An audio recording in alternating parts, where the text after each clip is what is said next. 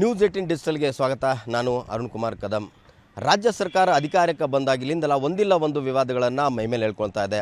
ರಾಜ್ಯ ಸರ್ಕಾರ ಏನು ಕಾಂಗ್ರೆಸ್ ಸರ್ಕಾರ ಅಧಿಕಾರಕ್ಕೆ ಬಂದ ತಕ್ಷಣ ಏನು ಅತಿಯಾದ ಮುಸ್ಲಿಂ ಓಲೈಕೆಗೆ ಮಾಡ್ತಾ ಇದೆ ಅನ್ನೋ ಒಂದು ಆರೋಪಗಳ ಮಧ್ಯೆ ಈಗ ಮತ್ತೊಂದು ವಿವಾದವನ್ನು ತಮ್ಮ ಮೈಮೇಲೆ ಹೇಳ್ಕೊಂಡಿರುವಂಥದ್ದು. DJ ಹಳ್ಳಿ KJ ಹಳ್ಳಿ ಏನು ಗಲಭೆ ಪ್ರಕರಣಕ್ಕೆ ಸಂಬಂಧಿಸಿದಂತೆ ಏನು ಗಲಭೆಯಲ್ಲಿ ಭಾಗಿಯಾಗಿದ್ರು ಅಂಥವರ ವಿರುದ್ಧ ಏನು ಕೇಸನ್ನು ದಾಖಲಾಗಿದ್ದು ಅವನ್ನು ಆ ಕೇಸ್ಗಳನ್ನು ವಾಪಸ್ ಪಡೆದಿದ್ರು. ಈ ಒಂದು ಚರ್ಚೆಯಲ್ಲಿ ಸಾರ್ವಜನಿಕ ವಲಯದಲ್ಲಿ ಪರ ವಿರೋಧದ ಚರ್ಚೆ ನಡೆಯುವಾಗಲೇ ಈಗ ಮತ್ತೊಂದು ವಿವಾದವನ್ನು ಈಗ ರಾಜ್ಯ ಸರ್ಕಾರ ಮೈಮೇಲೆ ಹೇಳ್ಕೊಂಡಿರುವಂಥದ್ದು. ಕಲಬುರಗಿಯ ಆಳಂದ್ ಪಟ್ಟಣದಲ್ಲಿರುವಂತಹ ಲಾಡ್ಲೆ ಮಶಾಕ್ ದರ್ಗಾದಲ್ಲಿ ಏನು ಕಳೆದ 2022ರಲ್ಲಿ ನಡೆದಂತಹ ಗಲಭೆ ಪ್ರಕರಣಕ್ಕೆ ಸಂಬಂಧಿಸಿದಂತೆ ಈಗ ಅಲ್ಲಿ ಇದ್ದಂಥ ಸುಮಾರು 170ಕ್ಕೂ ಅಧಿಕ ಆರೋಪಿಗಳನ್ನು ಅವರ ವಿರುದ್ಧ FIR ಅನ್ನು ದಾಖಲಾಗಿತ್ತು. ಅದನ್ನು ವಾಪಸ್ ಪಡೆಯಲು ಈಗ ಸರ್ಕಾರ ಮುಂದಾಗಿರುವ ನಿನ್ನೆ ನಡೆದಂಥ ಅಧಿವೇಶನದಲ್ಲಿ ವಾಪಸ್ಸನ್ನು ಪಡೆದು ಈಗ ಮತ್ತೊಂದು ವಿವಾದವನ್ನು ಮೈಮೇಲೆ ಹೇಳ್ಕೊಂಡಿರುವಂಥದ್ದು. ಕಲಬುರಗಿಯ ಆಳಂದ್ ಪಟ್ಟಣದಲ್ಲಿರುವಂತಹ ಲಾಡ್ಲೆ ಮಶಾಕ್ ದರ್ಗಾದಲ್ಲಿ 2021ರ 21ರಲ್ಲಿ ಏನಂತಂದರೆ ಆ ಒಂದು ದರ್ಗಾಲಿದ್ದಂತಹ ರಾಘವ ಚೈತನ್ಯ ಶಿವಲಿಂಗ ಇತ್ತು. ಆ ಶಿವಲಿಂಗಕ್ಕೆ ಅಪ್ರಾಪ್ತ ಬಾಲಕರು ಏನಂತ ಮಲಮೂತ್ರ ವಿಸರ್ಜನೆ ಮಾಡಿ ಅದನ್ನು ಅಪವಿತ್ರನಗೊಳಿಸಿದ್ರು ಅಂತ ಹೇಳಿ ಅಂದಿನ ಶಾಸಕರಾಗಿದ್ದಂತಹ ಸುಭಾಷ್ ಗುತ್ತೇದಾರ್ ಅವರು ವಿಧಾನಸಭೆಯಲ್ಲಿ ಮಾತನಾಡಿದರು. ಆ ಬಗ್ಗೆ ಏನಂತಂದರೆ ಸಾಕಷ್ಟು ಆ ಒಂದು ವಿವಾದ ಆ ಒಂದು ಶಿವಲಿಂಗಕ್ಕೆ ಅಪವಿತ್ರಗೊಳಿಸಿದ ಚರ್ಚೆ ಆಗ್ತಾ ಇತ್ತು. ಆ ಮಧ್ಯದಲ್ಲಿ ಏನಂತಂದರೆ ಶಿವರಾತ್ರಿ ಅಂದು ಆ ಒಂದು ಶಿವಲಿಂಗಕ್ಕೆ ನಾವು ಗಂಗಾ ನದಿಯ ನೀರನ್ನು ತೆಗೆದುಕೊಂಡು ಬಂದು ಶುದ್ಧೀಕರಣವನ್ನು ಮಾಡ್ತೀವಿ ಅಂತ ಹೇಳಿ ಹಿಂದೂ ಪರ ಸಂಘಟನೆಗಳನ್ನು ಕರೆ ಕೊಟ್ಟಿದ್ದು. ಆ ಒಂದು ಸಂದರ್ಭದಲ್ಲಿ ಸಾಕಷ್ಟು ಚರ್ಚೆಗಳು ನಡೀತಾ ಇತ್ತು. ಸರ್ಕಾರ ಏನಂತಂದರೆ ಈ ಒಂದು ಪ್ರಕರಣಕ್ಕೆ ಸಂಬಂಧಿಸಿ ಸಾಕಷ್ಟು ಎರಡೂ ಕಡೆಯಿಂದ ಸಾಕಷ್ಟು ಪರ ವಿರೋಧದ ಮಾತುಗಳು ಕೇಳಿ ಬರ್ತದೆ. ಹಾಗಾಗಿ ಏನಂತಂದರೆ ಜಿಲ್ಲಾಡಳಿತ ಒಂದು ಶಿವಲಿಂಗ ಪೂಜೆ ಮಾಡೋಕ್ಕೆ ಅವಕಾಶನ ಕೊಟ್ಟಿರಲಿಲ್ಲ. ಹಾಗಾಗಿ ಹಿಂದೂ ಪರ ಸಂಘಟನೆಗಳು ಅಂದಿನ ಕೇಂದ್ರದ ಮಂತ್ರಿ ಆಗಿದ್ದಂಥ ಭಗವಂತ ಖೂಬಾ, ಅಂದಿನ BJP ಶಾಸಕರಾಗಿದ್ದಂಥ ಆಳಂದ್ ಪಟ್ಟಣದ ಸುಭಾಷ್ ಗುತ್ತೇದಾರ ಸೇರಿದಂತೆ ಸಾಕಷ್ಟು BJP ಶಾಸಕರು, ಮಾಜಿ ಶಾಸಕರು ಮತ್ತು BJP ಮುಖಂಡರು ಅಲ್ಲದೆ ಏನಂತಂದರೆ ಸ್ವಾಮೀಜಿಗಳು ಕೂಡ ಆ ಒಂದು ಶುದ್ಧೀಕರಣ ಏನು ಕಾರ್ಯ ನಡೀತಾ ಇತ್ತು ಶಿವರಾತ್ರಿಯಿಂದ ಒಂದು ಏನಂತಂದರೆ ಲಾಡ್ಲೆ ಮಶಾಕ್ ದರ್ಗಾಕ್ಕೆ ತೆರಳಲು 11 ಜನರಿಗೆ ಕೋರ್ಟ್ ಮೂಲಕ ಅನುಮತಿಯನ್ನು ಪಡೆದುಕೊಂಡಿದ್ರು. ಆ ಒಂದು ಸಂದರ್ಭದಲ್ಲಿ ಅಲ್ಲಿ ಏನಂದರೆ ಪೂರ್ವ ನಿಯೋಜಿತವಾಗಿ ಪೂಜೆ ಸಲ್ಲಿಸಲು ಬರ್ತಾರೆ. ಆ ಒಂದು ಪೂಜೆ ಸಲ್ಲಿಸಲು ಬಂದಂಥ ಸಂದರ್ಭದಲ್ಲಿ ಅವರ ಮೇಲೆ ಕಲ್ಲು ತೂರಾಟ ಮಾಡಬೇಕು, ಅವರೊಂದು ಗಲಭೆಯನ್ನು ಸೃಷ್ಟಿ ಮಾಡಬೇಕಂತೇಳಿ ಪ್ರೀ ಪ್ಲಾನನ್ನು ಮಾಡ್ಕೊಂಡಿದ್ರು. ಅಲ್ಲದೆ ಮೀಟಿಂಗನ್ನು ಕೂಡ ನಡೆದಿತ್ತು ಅನ್ನೋ ಒಂದು ಚರ್ಚೆ ಕೂಡ ಆಗಿತ್ತು. ಅಲ್ಲದೆ ಅವತ್ತು ಏನಂತಂದರೆ ಮಧ್ಯಾಹ್ನ ಆ ಪೂಜೆಗೆ ತೆರಳುವಂಥ ಸಂದರ್ಭದಲ್ಲಿ ಪೂಜೆ ಅಷ್ಟೊಂದು ಪೊಲೀಸ್ ಬಿಗಿ ಬಂದೋಬಸ್ತ್ ಮತ್ತು 144 ಸೆಕ್ಷನ್ ಜಾರಿ ಇದ್ದಂಥ ಸಂದರ್ಭದಲ್ಲಿ ನೂರಾರು ಯುವಕರು ಕೈಯಲ್ಲಿ ದೊಣ್ಣೆಗಳನ್ನು ಹಿಡ್ಕೊಂಡು ತಲವಾರು ಮಚ್ಚಗಳ ಲಾಂಗ್ಗಳನ್ನು ಹಿಡ್ಕೊಂಡು ಓಡಾಡ್ತಾ ಇದ್ರು. ಅಷ್ಟಾದರೂ ಕೂಡ ಜಿಲ್ಲಾಡಳಿತನ ಟೈಟ್ ಸೆಕ್ಯೂರಿಟಿಯನ್ನು ಕೊಟ್ಟಿತ್ತು. ಅದಾದ ಬಳಿಕವೂ ಕೂಡ ಏನಂತಂದರೆ ಆ ಒಂದು ಕ್ರೌಡ್ ಏನಿತ್ತು, ಗಲಭೆಕೋರರ ಕ್ರೌಡ್ ಏನಿತ್ತು ಅದನ್ನು ಕಂಟ್ರೋಲ್ ಮಾಡುವಲ್ಲಿ ಅಲ್ಲಿ ಅಂದಿನ ಪೊಲೀಸ್ ಇಲಾಖೆ ಅಲ್ಲೂ ಕೂಡ ಫೇಲ್ಯೂರನ್ನು ಆಗಿತ್ತು. ಹಾಗಾಗಿ ಅವರು ಪೂಜೆಯನ್ನು ಸಲ್ಲಿಸಿಕೊಂಡು ವಾಪಸ್ ಬರುವಂಥ ಸಂದರ್ಭದಲ್ಲಿ ಅವರ ಮೇಲೆ ಕಲ್ಲು ತೂರಾಟ ಆಯಿತು. ಅಲ್ಲದೆ SP ಮತ್ತು DC ಕಾರ್ಗಳ ಮೇಲೂ ಕೂಡ ಕಲ್ಲು ತೂರಾಟನ ನಡೆಸಿದ್ರು. ಆ ಒಂದು ಸಂದರ್ಭದಲ್ಲಿ ಸುಮಾರು 170ಕ್ಕೂ ಅಧಿಕ ಜನರ ಮೇಲೆ ಏನಂತಂದರೆ ಈ ರೀತಿಯ ಒಂದು ಗಲಭೆ ಪ್ರಕರಣಕ್ಕೆ ಸಂಬಂಧಿಸಿದಂತೆ ಸುಮಾರು 8-9 ಪ್ರಕರಣಗಳನ್ನು ಆ ಒಂದು ಸಂದರ್ಭದಲ್ಲಿ ದಾಖಲಾಗಿದ್ದು. ಅಲ್ಲದೆ ಈ ಒಂದು ಗಲಭೆಯನ್ನು ಅವರ ಪರ ವಿರೋಧ ಕೂಡ ನಡೀತಾ ಇತ್ತು. ಆ ಒಂದು ಸಂದರ್ಭದಲ್ಲಿ ಏನಂತಂದರೆ ಅಮಾಯಕರ ಮೇಲೆ ಪೊಲೀಸರು ಕೇಸ್ಗಳನ್ನು ದಾಖಲು ಮಾಡಿದ್ದಾರೆ. ಹಾಗಾಗಿ ಅವರು ಯಾರೂ ಕೂಡ ಗಲಭೆಯಲ್ಲಿ ಭಾಗಿಯಾಗಿಲ್ಲ ಅಂಥೇಳಿ ಕೆಲವೊಂದು ವಾದವನ್ನು ಮಾಡಿದರು. ಅದಾದ ಬಳಿಕ ಏನಂತಂದರೆ ಪೊಲೀಸರು ಸಮಗ್ರ ಒಂದು ಆ ಪ್ರಕರಣದ ಸಮಗ್ರ ತನಿಖೆ ಮಾಡಿದಂಥ ಸಂದರ್ಭದಲ್ಲಿ ಚಾರ್ಜ್ ಶೀಟ್ಗಳಲ್ಲಿ ಏನಂತಂದರೆ ವಿಡಿಯೋ ತುಣುಕುಗಳನ್ನು ಮತ್ತು ವಿವಿಧ ದಾಖಲೆಗಳನ್ನು ಹಚ್ಚಿದ್ರು. ಆದರೆ ಆ ಒಂದು ತನಿಖೆಯಲ್ಲಿ ಸ್ಪಷ್ಟವಾಗಿ ಏನಂತಂದರೆ ಈ ಒಂದು ಗಲಭೆಯನ್ನು ಪ್ರೀ ಪ್ಲಾನ್ ಆಗಿ ಮಾಡಿದ್ರು.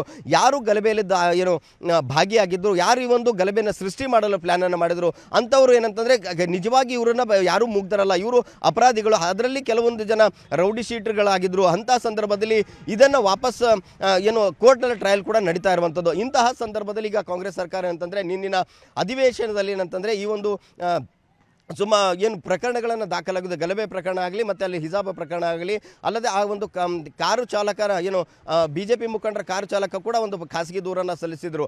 ಅಂತಹ ಎಲ್ಲ ಪ್ರಕರಣಗಳನ್ನು ಈಗ ರಾಜ್ಯ ಸರ್ಕಾರ ವಾಪಸ್ ಪಡೆದಿರೋ ಎಲ್ಲೋ ಒಂದು ಕಡೆ ಕಾಂಗ್ರೆಸ್ ಸರ್ಕಾರದ ವಿರುದ್ಧ ಜನರ ಕೆಂಗಣಿಗೆ ಗುರಿಯಾಗಿರುವಂಥದ್ದು. ಹಿಂದೂ ಮುಖಂಡರು ಹೇಳುವಂತೇನೆಂದರೆ ಕಾಂಗ್ರೆಸ್ ಸರ್ಕಾರ ಬಂದಾಗಿಲಿಂದಲೂ ಕೂಡ ಹಿಂದೂ ವಿರೋಧಿ ನೀತಿಯನ್ನು ಧೋರಣೆಯನ್ನು ತೋರ್ತಾ ಇದೆ, ಅತಿಯಾದ ಮುಸ್ಲಿಂ ಓಲೈಕೆಯನ್ನು ಮಾಡ್ತಾ ಇದೆ ಅಂತೇಳಿ ಆರೋಪಗಳನ್ನು ಮಾಡ್ತಾ ಇರುವಂಥದ್ದು. ಈ ಒಂದು ಸಂದರ್ಭದಲ್ಲಿ ಈಗ ಮತ್ತೊಂದು ವಿವಾದ ರಾಜ್ಯ ಸರ್ಕಾರ ಮೈಮೇಲೆ ಹೇಳ್ಕೊಂಡಿರುವುದೇನೆಂತಂದರೆ ಈ ಒಂದು ಪ್ರಕರಣದಲ್ಲಿ ಯಾರು ಭಾಗಿಯಾಗಿದ್ದಾರೆ ಅಂಥವರ ವಿರುದ್ಧ ಕ್ರಮ ಕೈಗೊಳ್ಳೋದನ್ನು ಬಿಟ್ಟು ಆ ಒಂದು ಭಾಗಿಯಾದಂಥ ಭಾಗಿಯಾದಂತಹ ಏನು ಜನರಿದ್ದರು ಆ ಒಂದು ಜನರ ಈಗ ಮೇಲಿದ್ದಂತಹ ಏನು ಕೇಸ್ಗಳ ಆರೋಪಿಗಳ ಮೇಲಿದ್ದಂಥ ಕೇಸ್ಗಳನ್ನು ಈಗ ವಾಪಸ್ ತೆಗೆದುಕೊಂಡು ಅನ್ನುವಂಥದ್ದು ಎಲ್ಲೋ ಒಂದು ಕಡೆ ಇದು BJP ಮುಖಂಡರು ಮತ್ತು ಹಿಂದೂ ಮುಖಂಡರ ಕೆಂಗಣಿಗೆ ಈಗ ರಾಜ್ಯ ಸರ್ಕಾರ ಗುರಿಯಾಗಿರುವಂಥದ್ದು. ಇದು ಏನಂತಂದರೆ ನಾವು ಇದು ನಮ್ಮ ಏನು ನಮಗೆ ಏನಂತಂದರೆ ಇದು ಈ ರೀತಿ ಒಂದು ಓಲೈಕೆ ಅತಿಯಾದ ಓಲೈಕೆ ಸಾಕಷ್ಟು ನಡೀತಾ ಇದೆ. ಅಧಿಕಾರಕ್ಕೆ ಬಂದಾಗಲಿಂದರೂ ಕೂಡ ಒಂದಿಲ್ಲ ಒಂದು ನಮ್ಮ ಹಿಂದೂ ಮುಖಂಡರುಗಳಾಗಲಿ ಹಿಂದೂ ಸಂಘಟನೆಗಳ ಹತ್ತಿಕ್ಕುವಂಥ ಕೆಲಸ ಮಾಡ್ತಾ ಇದ್ದಾರೆ.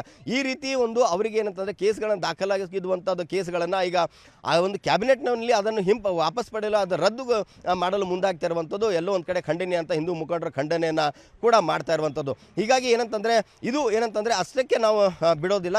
ಸರ್ಕಾರ ಅದನ್ನು ಕೇಸ್ಗಳನ್ನು ವಾಪಸ್ ಪಡೆದಿರ್ಬೋದು, ಆದರೆ ನಾವು ಏನು ಕೋರ್ಟ್ಗೆ ನಾವು ಹೋಗ್ತೀವಿ, ನ್ಯಾಯಾಲಯದ ಮೊರೆಯನ್ನು ಹೋಗ್ತೀವಿ, ನ್ಯಾಯಾಲಯದಲ್ಲಿ ನಾವು ನ್ಯಾಯನ ಪಡ್ಕೊಳ್ತಾ ಇದ್ದೇವೆ ಅಂತ ಹೇಳ್ತಾ ಇದ್ದಾರೆ.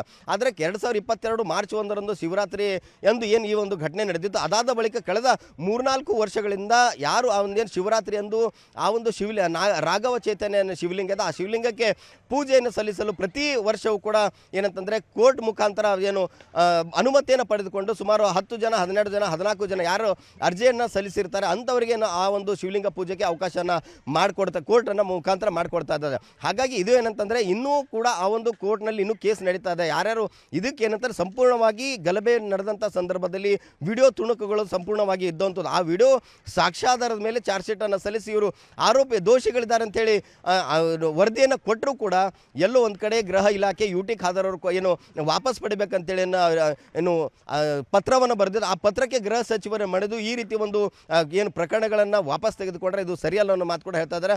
ಆಳಂದ್ ನಗರದಲ್ಲಿರುವ ಲಾಡ್ಲೆ ಮಶಾಕ್ ಆವರಣದಲ್ಲಿ ನಮ್ಮ ರಾಘವ ಚೈತನ್ಯ ಶಿವಲಿಂಗ ಇದೆ. 2022ರಲ್ಲಿ ಶುದ್ಧೀಕರಣ ಮಾಡೋ ಸಲುವಾಗಿ ಶಿವರಾತ್ರಿ ದಿನದಂದು ನಾವೆಲ್ಲ ಹೋಗಬೇಕಾದ್ರೆ ಅಲ್ಲಿರ್ತಕ್ಕಂಥ ದರ್ಗಾ ಕಮಿಟಿಯವರು ಮತ್ತು ಮುಸ್ಲಿಂ ಯುವಕರೆಲ್ಲ ಬಂದು ಅಲ್ಲಿ ಕಲ್ಲು ಮತ್ತು ಕಟ್ಟಿಗೆಗಳು ಮತ್ತು ತಲವಾರುಗಳನ್ನು ತೆಗೆದುಕೊಂಡು ಹೋಗಿ ಪೊಲೀಸರ ವಾಹನ ಕೂಡ ಜಖಮಾಗಿತ್ತು. SP ಅವರಿಗೂ ಕೂಡ ಹಲ್ಲೆ ಅವ್ರ ಮೇಲೆ ಅವರಿಗೂ ಕೂಡ ಗಾಯ ಆಗಿತ್ತು. ಮತ್ತು ಅಂದಿನ ಕೇಂದ್ರ ಸಚಿವರಾದ ಭಗವಂತ್ ಖೂಬಾ ಅವರಿಗೂ ವಾಹನ ಕೂಡ ಜಖಮಾಗಿತ್ತು. ಇಂಥ ಒಂದು ಪ್ರಕರಣಕ್ಕೆ ಸೋಮೋಟೋ ಆಗಿ ಪೊಲೀಸರು 6 ಪ್ರಕರಣ ದಾಖಲು ಮಾಡಿದರು. ಸುಮಾರು 6 ಪ್ರಕರಣ, ಇನ್ನೊಂದು ಹಿಜಾಬ್ ಪ್ರಕರಣ, ಒಟ್ಟು 8 ಪ್ರಕರಣಗಳನ್ನು ಆಳಂದ್ ನಗರದಲ್ಲಿ ಆದಂಥ ಪ್ರಕರಣಗಳು ಹಿಂಪಡಿತಾ ಇದೆ. ಸರ್ಕಾರ ಕ್ಯಾಬಿನೆಟಲ್ಲಿ ಡಿಸಿಷನ್ ತೊಗೊಂಡಿದೆ ಅಂತ ಹೇಳ್ತಾ ಇದೆ.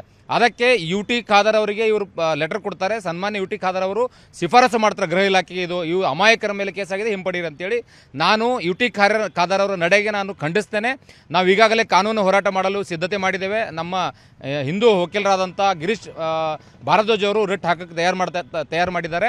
ನಾನು ಕಾಂಗ್ರೆಸ್ ಸರ್ಕಾರ ಹಿಂದೂ ವಿರೋಧಿ ಸರ್ಕಾರ ಅಂತ ಈಗಾಗಲೇ ಸಾಬೀತಾಗಿದೆ. ಇದರಿಂದ ಮತ್ತೆ ಗೊತ್ತಾಗ್ತಾ ಇದೆ. ಯಾಕಂದರೆ ಅಭಿಯೋಜಿ ಇಲಾಖೆಗೆ ಹೋಮ್ ಡಿಪಾರ್ಟ್ಮೆಂಟ್ ಲೆಟರ್ ಬರೆದಾಗ ಅಭಿಯೋಜಿ ಇಲಾಖೆ ಸ್ಪಷ್ಟವಾಗಿ ತಿಳಿಸಿದೆ, ಅಲ್ಲಿ ಎಲ್ಲ ಸಾಕ್ಷ್ಯಾಧಾರಗಳು ಚಾರ್ಜ್ ಶೀಟ್ಗಳಲ್ಲಿ ಎಲ್ಲ ಸಾಕ್ಷ್ಯಾಧಾರಗಳು ಇರೋದ್ರಿಂದ ಯಾವುದೇ ಕಾರಣಕ್ಕೂ ಈ ಪ್ರಕರಣ ಹಿಂಪಡೆಯಲು ಬರುವುದಿಲ್ಲ ಅಂತ ಹೇಳಿದ್ರು ಕೂಡ ಉಪನಿರ್ದೇಶಕರು ಅಭಿಯೋಗ ಇಲಾಖೆಯ ಏನು ಆದೇಶ ಇದೆ ಅವರ ಸ್ಪಷ್ಟೀಕರಣ ಇದೆ, ಅದನ್ನು ಮೀರಿ ಇವರು ಅಧಿವೇಶನದಲ್ಲಿ ಇದನ್ನು ತೆಗೆದುಕೊಂಡು ಪ್ರಕರಣ ಹಿಂಪಡಿತಾ ಇದ್ದಾರೆ.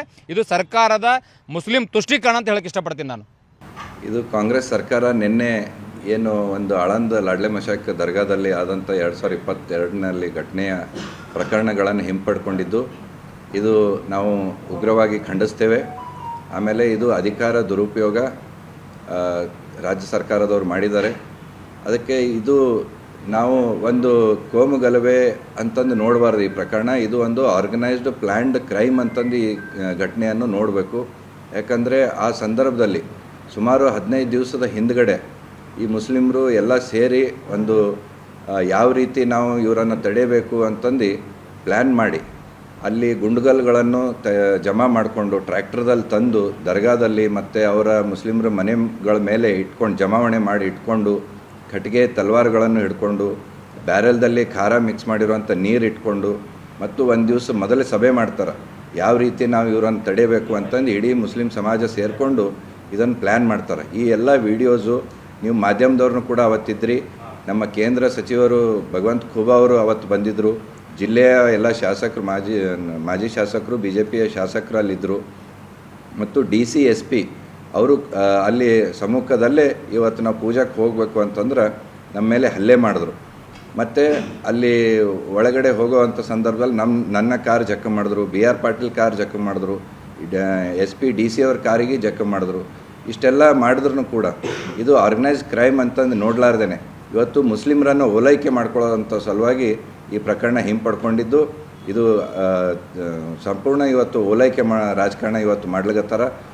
ಮತ್ತು ಏನು ಸಂದೇಶ ಕೊಡ್ಲಿಕತ್ತಾರ ರಾಜ್ಯದಲ್ಲಿ ಮುಸ್ಲಿಮರಿಗೆ ಅಂತಂದರೆ ನಿಮ್ಗೆ ಯಾವುದೇ ಸಂವಿಧಾನ ಇಲ್ಲ, ನಿಮ್ಗೆ ಯಾವುದೇ ಕಾನೂನಿಲ್ಲ, ನೀವು ಫ್ರೀಯಾಗಿದ್ದೀರಿ, ನೀವು ಏನೇ ಗಲಭೆಗಳು ಮಾಡಿರಿ, ನೀವು ಯಾರ ಮೇಲೆ ಹಲ್ಲೆ ಮಾಡಿರಿ, ನಿಮ್ಮ ಎಲ್ಲ ಕೇಸ್ಗಳು ನಾವು ವಾಪಸ್ ತೊಗೋತೀವಿ, ನಿಮ್ಮ ರಕ್ಷಣೆಗೆ ನಾವು ಇದ್ದೀವಿ ಅಂತ ಒಂದು ಸಂದೇಶ ಇವತ್ತು ಕೊಟ್ಟು ಇವತ್ತು ಮತ್ತೆ ಈ ರೀತಿಯ ಘಟನೆಗಳು ಮರುಕಳಿಸೋಕ್ಕೆ ಒಂದು ಪ್ರೇರಣೆ ಇವತ್ತು ಸರ್ಕಾರ ಮಾಡ್ಲಿಕ್ಕತ್ತದ. ಅದಕ್ಕೆ ಇದು ನಾವು ಖಂಡಿಸ್ತೀವಿ.